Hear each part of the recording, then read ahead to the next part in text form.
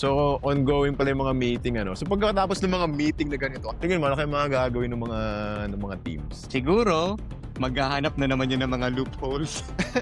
Ano naman yun, ano? Walang katapusang paghanap ng loopholes. Sasabihin ng FIA, okay, dahil nga may problema tayo sa energy management, sige, babawasan namin yung rate ng energy deployment. O, syempre, yung mga engineers dyan.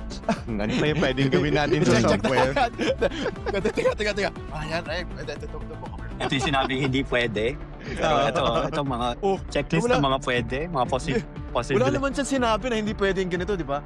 Try natin to, try. Gusto mong sabihin, ha? Sinabi nila, magde-deploy lang tayo ng energy na 10 seconds. Hindi naman niya sinabi kung kailan natin i-deploy yun. Oo.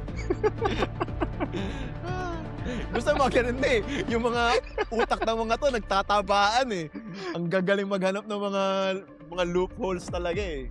Di ba? Kasi lahat ng mga brilliant minds sa engineering, sa aerodynamics, kahit nga sa mga makina, nandyan sa F1 eh. There's a reason kung bakit ang lalaki ng mga sweldo ng mga yan. So up to the last, kumbaga, yung millisecond, yung Oo. kung ano yung fraction of a second na matatanggal nila dun sa oras dun para mapabilis yung kotse with the current regulations or at least dun sa mga bagong nilalabas na tweaks. Hahanapan talaga yun ang hahanapan ng butas yan.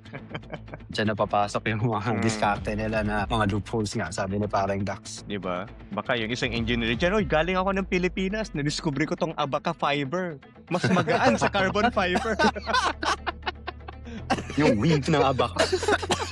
Nauubo sa inyo. Galing akong Banawe. Ito, gamit nila Toyota ang tatak. Pero sa Honda, pwede ikabit. No?